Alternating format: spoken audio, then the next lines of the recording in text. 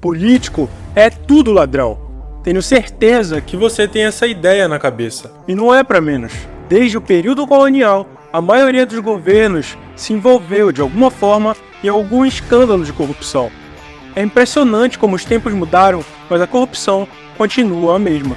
O que o Brasil está fazendo errado? Simples. O problema é que a verdadeira fonte da corrupção no Brasil não é o que a maioria pensa. Não é que todos os políticos são corruptos, até porque tem muito ficha limpa. É algo mais profundo, algo que está enraizado na nossa própria Constituição Federal. E esse algo tem nome: Federalismo Brasileiro. Mas para entender por que essa é a raiz de todo o mal, como podemos mudar e quais os benefícios dessa mudança, é preciso entender por que mudamos várias vezes a Constituição. E para isso, precisamos voltar no tempo, lá para o período de formação da República. Então seu país é uma federação há mais de um século. Mas o que diabos é uma federação? Diferente do que a maioria pensa, o modelo que concentra poder no governo federal se chama país unitário. Isso pode parecer loucura, mas 5 das 10 maiores economias do mundo se organizam politicamente como um país unitário. Já uma federação é um país composto por vários estados autônomos que têm um governo próprio. Ok, agora como essa tal federação mudou no Brasil ao longo do tempo? Em 1889, o Brasil deixou de ser um império e adotou a República. Demos um Ctrl+C, Ctrl+V na forma como os americanos se organizavam. É por isso que durante um bom tempo, o Brasil foi chamado de Estados Unidos do Brasil. Só que desde aquela época, já tinha uma diferença fundamental entre essas repúblicas. Nos primeiros anos, os Estados Unidos eram 13 estados independentes que fizeram um pacto de não agressão e de união de forças militares. Com o tempo, eles se uniram de maneira inseparável e formaram uma federação. Ou seja, os 13 estados independentes da América do Norte decidiram se juntar para formar um governo federal. Mas no Brasil, o império se dividiu em 21 estados. A consequência disso é que na nossa república, o poder já começou centralizado no governo federal. Isso faz muita diferença.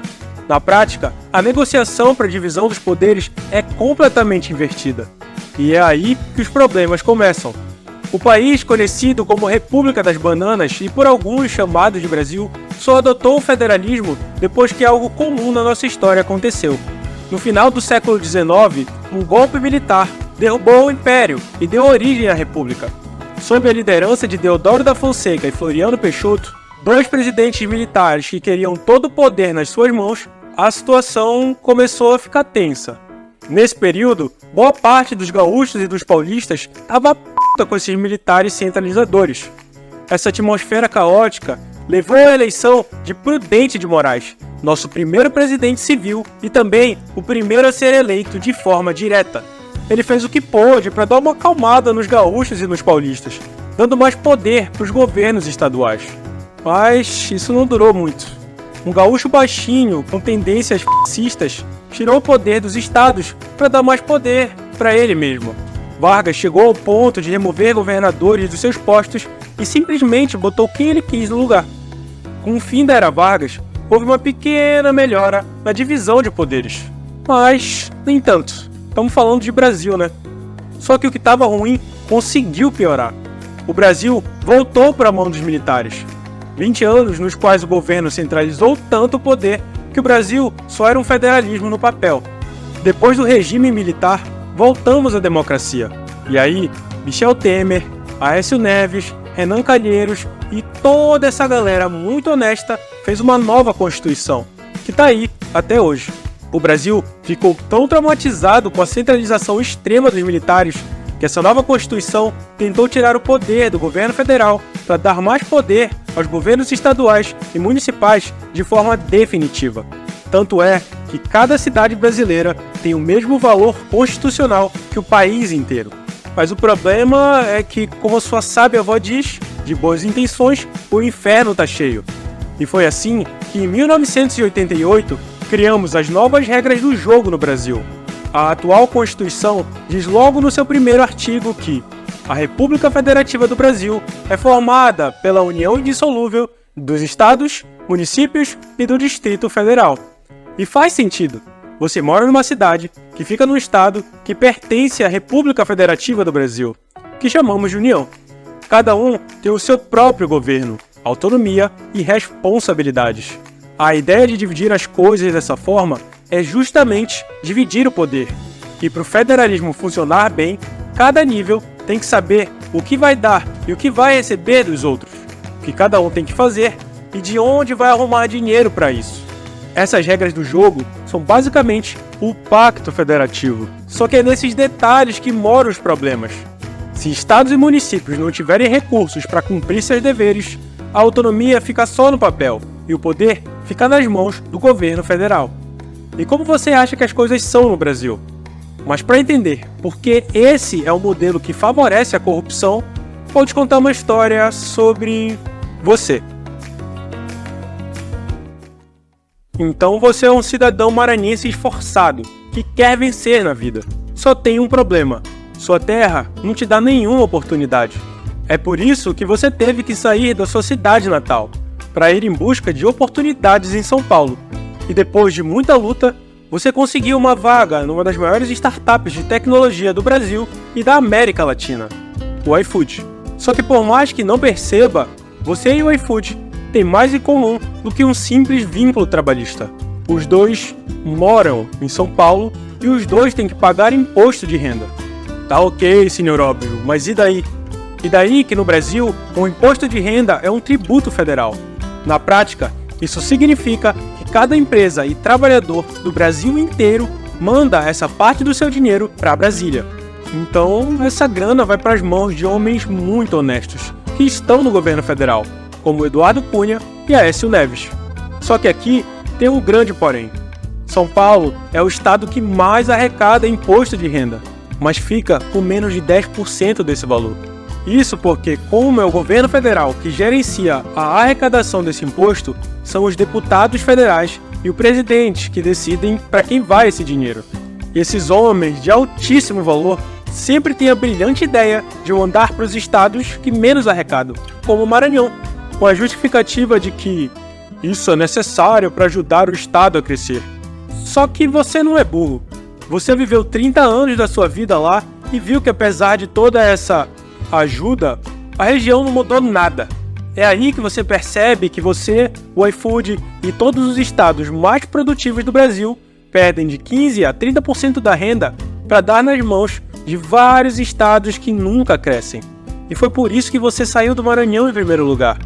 Ou seja, São Paulo não só cria condições favoráveis para o empreendedorismo, como também carrega o país nas costas. O estado inteiro representa 1/3 da economia nacional. E só a capital paulista representa 10% de tudo que o Brasil produz. Mas o Brasil é muito maior que o pequeno burro de carga paulista. E aqui aparece outro problema dessa centralização tributária. O país tupiniquim tem mais de 5.000 cidades, mas a grande maioria delas é ridiculamente minúscula. Segundo o IBGE, são 1.257 municípios brasileiros com menos de 5.000 habitantes. E cada uma dessas cidades tem a sua própria administração.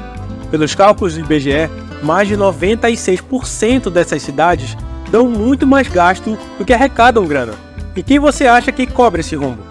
Muitas dessas cidades são tão pequenas que a maior parte da grana que circula por lá vem das aposentadorias e pensões dos seus moradores. Dinheiro esse que vem do governo federal. Essa relação direta entre o governo federal e os muitos milhares de municípios brasileiros, na prática, enfraquece os estados e concentra o poder na União. E é aí que os problemas moram. Se as competências fossem bem divididas, você saberia de quem cobrar por cada problema. Mas a nossa divisão de responsabilidades é muito bagunçada. Por exemplo, tanto o governo federal quanto os estados e municípios são responsáveis pela saúde pública. E aqui cabe mais uma frase da sua avó PhD em filosofia. Se todo mundo é responsável pela mesma coisa, então ninguém é. Pensa só, se na sua cidade faltam hospitais públicos, de quem você vai cobrar? Da prefeitura, que mal consegue dinheiro para manter as luzes acesas? Do governo estadual, que provavelmente está afogado em dívidas? Ou do governo federal, que fica longe de todo mundo? No verdadeiro federalismo, Cada nível de governo tem responsabilidades bem definidas e também a receita necessária para cumpri-las. Mas, como tudo na República das Bananas, a estrutura federalista não segue essa lógica. Como já vimos, os estados e municípios não têm receita suficiente para fornecer aqueles serviços de educação ou saúde que a Constituição exige que eles entreguem. E aí, eles ficam dependentes de transferências do governo federal. E adivinha só, é essa dependência que faz com que as negociações políticas se baseiem mais em obter recursos do governo federal do que em planejar e executar políticas públicas eficientes. E é justamente isso que cria as oportunidades para desvio de recursos e corrupção. O orçamento secreto ou emendas de relator não são crimes justamente por, na teoria, serem transferências de recursos federais para municípios ou estados. E sabe quem definiu que toda brincadeira tem que ser assim? A Constituição Federal de 88. Aquela mesma que foi decidida pelo Aécio, Temer, Lula, Alckmin e Renan Calheiros. Alguém poderia dizer, mas se tá na Constituição, não tem que reclamar. Qualquer país funciona assim. Será mesmo? Quem disse que precisa ser assim? Não é isso que um dos melhores países do mundo, que implementou o verdadeiro federalismo, diria. Mas que país é esse? Como ele funciona e quais são os benefícios práticos se o Brasil também adotar esse modelo? Então você tá lá na roleta da vida, e Deus diz, esse filho vai ser abençoado. Aí ele te joga num país que não tem nenhum recurso natural, e nem saída para o mar, além de ter uma geografia montanhosa que impede a expansão das cidades e do comércio. Aí o seu primeiro pensamento é, Deus, o Senhor disse que eu seria abençoado. E você de fato foi. Você nasceu na Suíça. E depois de crescer nesse país, você consegue enxergar o absurdo que é o sistema federalista brasileiro. A primeira coisa que você pensa é, como assim um imposto que gera maior arrecadação no Brasil vai para o governo federal? E isso porque na Suíça, o imposto de renda vai para todo mundo, municípios, estados e também para o governo federal. Mas sabe quem fica com a menor parte? Ele mesmo, o governo federal. Na prática, isso significa que a maior parte do dinheiro que é produzido em Berna, na capital suíça, fica em Berna. Ou seja, as cidades e estados que criam os melhores incentivos tributários são as que têm mais empresas, geram mais empregos e maior qualidade de vida. Mas isso não é tudo. Cada município e estado define quanto vai cobrar de imposto de renda dos seus cidadãos. Dessa forma, eles disputam para ver quem vai trazer mais pessoas para morar na sua cidade, arrecadar mais impostos e aumentar a qualidade de vida por lá. Isso se chama competição tributária e é só o primeiro dos benefícios de um verdadeiro federalismo. Isso acontece por lá porque o maior exemplo de federalismo do mundo é a Suíça. É por isso que esse pequeno país é o único que ainda respira na mais importante organização política da história. Vou te explicar o porquê. Esse país é tão descentralizado que muitas vezes as decisões políticas são imprevisíveis. Sabe por quê? Lá, o povão é quem decide no final, e não só as elites políticas que negociam entre si. Igual num país aí que você conhece. O federalismo é tão forte na cultura deles que lá ainda existe democracia direta. Tanto é que uma pessoa comum pode derrubar qualquer lei feita pelo governo federal. Eles só precisam fazer uma pesquisa de opinião das pessoas da sua cidade. Se conseguirem coletar 50 mil assinaturas dentro de 100 dias, o projeto do governo tem que ser votado pelo povo. Será que lá a população ia deixar o governo federal colocar 92% de imposto sobre importação de produtos da China? O pior é que isso ainda nem diz tudo sobre os benefícios práticos do verdadeiro federalismo. Outro grande exemplo de país federalista são os Estados Unidos. Lá, cada estado tem a sua própria Constituição, coisa que não tem aqui no Brasil. E isso dá aos estados americanos um nível de autonomia que os estados brasileiros só podem sonhar. Esse tipo de autonomia é excelente para cidadãos comuns e para empresários por 4 motivos. Primeiro, imagine que as cidades brasileiras têm a sua própria Constituição e, por isso, prefeitos e vereadores têm a capacidade de criar as próprias leis.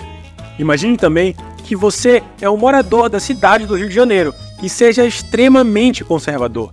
Se o Legislativo Fluminense decidir que o uso recreativo de maconha agora será legalizado, você vai se sentir incomodado ao ponto de decidir se mudar.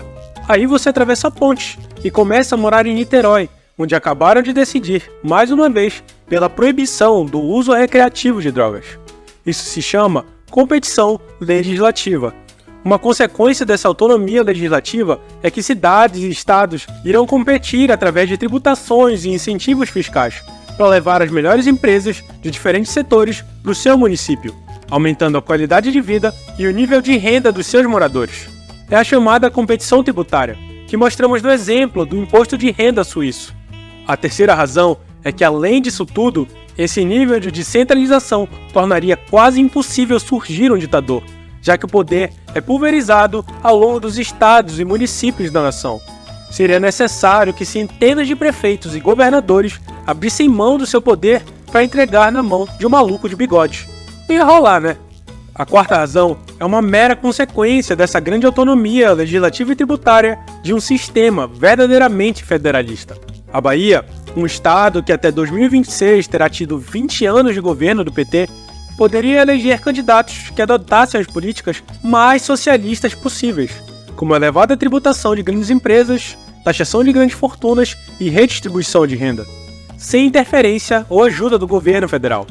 Já Santa Catarina, um estado que é historicamente liberal, poderia adotar as políticas mais liberais possíveis, como baixos impostos para empresas e para grandes fortunas, além da flexibilização das leis trabalhistas. O que você acha que ia acontecer? Mas no Brasil de hoje, todas essas decisões importantes são tomadas pelo governo federal, e nada pode ser mais frágil do que decisões tão importantes serem tomadas por um único órgão central. Se eles errarem, prejudicam o país inteiro de uma vez só. Já no modelo descentralizado, decisões ruins prejudicam os cidadãos que escolheram parlamentares ruins, e decisões boas favorecem cidadãos que escolheram bons parlamentares. Mas o melhor de tudo é que nesse sistema não é só quem vota bem que se beneficia. Com o acerto da cidade vizinha, as cidades ao redor podem ver o que deu certo e simplesmente copiar e colar. Essa é a única e verdadeira essência do federalismo. Esse é um dos elementos-chave para o nível de desenvolvimento social e econômico dos Estados Unidos e da Suíça, tanto que essa organização política foi pensada há mais de 200 anos e é mantida até hoje. Mas o pior de tudo é que essa centralização de poder no Brasil ainda tem como piorar. Uma nova tecnologia está chegando com tudo para dominar a nação brasileira, e ela vai ficar nas mãos do governo federal. Essa nova tecnologia vai tornar a dinâmica de poder entre governo e população ainda mais favorável para políticos corruptos e populistas. Mas a questão é, por que o real digital pode ser a tecnologia mais totalitária da história? É sobre isso que eu falo no vídeo que está aparecendo na sua tela. Clica aqui que eu te vejo lá.